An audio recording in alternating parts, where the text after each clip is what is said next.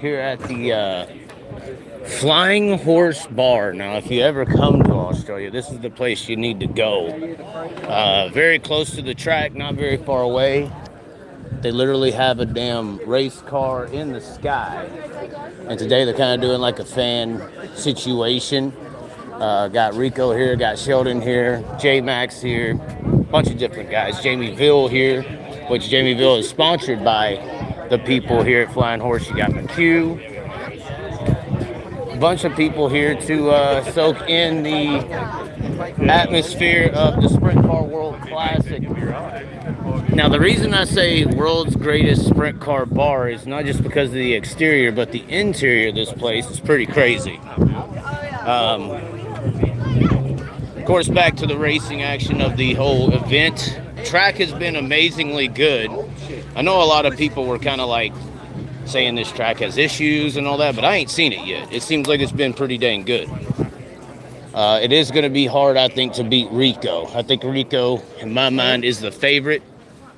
Just when that car gets going, that team gets going, it's hard to beat. But I would still love to see a local or somebody regionally do it. But that's a whole nother scenario. Sorry about that. So this is the piece that is near the road. You got the car out front. You got a McDonald's next to it. So obviously your better choice is to come over here to put anything in your body. Breakfast, lunch, and dinner during the racing action. If you do choose to come to Warrnambool for the Classic next year, for instance, this place, the Flying Horse, does have a casino, so you could lose all your money. But it is open till 1 a.m. So we're walking around here to the actual one and only front entry, Flying Horse Bar and Brewery entrance. I want y'all to see what this place looks like when you walk in. This is immaculate. Watch this. You're gonna be like, oh, it's just a bar with a sprint car. How could it get any better? It gets better, ladies and gentlemen. Look at this. Look at the structures in the ceiling. And then it gets even better. You got seating over here. And then you have a bar with racing. Obviously the best race cars in the world. These super rods.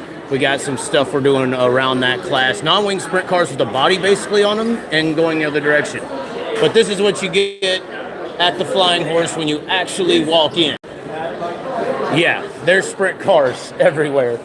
And a very classy establishment. That's the one thing about Australia, man. The class is just next level when it comes to the respect and projection of the sport. And right here you got Jamieville's car. Of course, they're doing a partnership with Jamieville. You got J-Mac on the wall. Of course, obviously one of the most famous world or sprint car drivers in the world from Australia.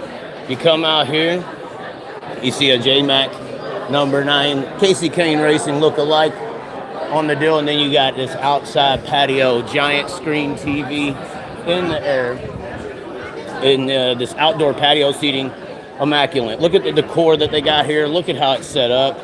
Very nice day-to-day here in Warrnambool, Victoria, Australia. And it is just very nice. And then you got a stage over here. They were performing music yesterday on this stage. And then, of course, you got this big open area. It goes from the outdoor seating to the indoor seating. Multiple big screen TVs, all about the dirt track racing atmosphere. High table and low table seating. That's where you lose a lot of money over there in that building or that area. But, I mean, really good dishes, too. It's not trashy food. It's classy food. And probably the coolest thing they got here is that. Look at what kind of beer is on tap. Can you read that for me, ladies and gentlemen? It says Shoey Time. And that is a on-tap brew of Shoey, of J-Mac. And you see little 5 there of the situation. So just wanted to give everybody a little bit of a rundown. Like I said, they got the fan thing going on outside. And this place is cool. So you don't really have anything like this in the States. Our greatest thing is Dingus, and Dingus is a drunk bar. It's not a chill class bar. And this is that level of, I think, level of respect that how's it going? Level of respect that the American racing scene can definitely learn from. Now, it's hard to get people to invest this amount of respect and money and time into it, but maybe sometimes how you act is what you receive. And I just think we could class some things up a little bit. And we're far behind, ladies and gentlemen. We're far behind. As far as the racing action tonight, it is going to be interesting to see what happens. You got a lot of good drivers, but I feel like the Americans are just doing something different. I would love for an Australian to win the event. That would be the goal. But at the same time, I just feel like Rico's a little too strong. When Rico actually starts getting in a groove, which it seemed like he did, they made the change to the motor on these shorter style tracks. It's not a Perth, it's not this, it's not that. It's more in their wheelhouse. The California style drivers really do shine. I think J-Mac's going to be a threat. Sheldon's going to be a threat. If there's a cushion on the top of the track, obviously he wants to make up for last year's loss. So it's going to be an interesting race. It's not going to be so simple. There's going to be some passing. There's going to be some action. It's going to be good. And then, of course, Callum Williamson had some bad luck last night. Justin Peck basically taking his nose off of his car, spinning it around. Obviously not intentional, but it did end his night. He's going to be in a bronze scrambler. Now, these scramblers are very interesting. So they have these scramblers set up, the gold scramble, silver scramble, and bronze scramble. The gold scramble is 6 cars, being the top 3 from the first 2 preliminary nights. The silver scramble is the top 3 in points outside of those top 3 finishers from the first 2 nights. And then the bronze scramble is the 4th through 6th in points positions from Friday and Saturday night. Callum Williamson in that group. And no, I'm filming this direction. You're fine. I'm looking at me.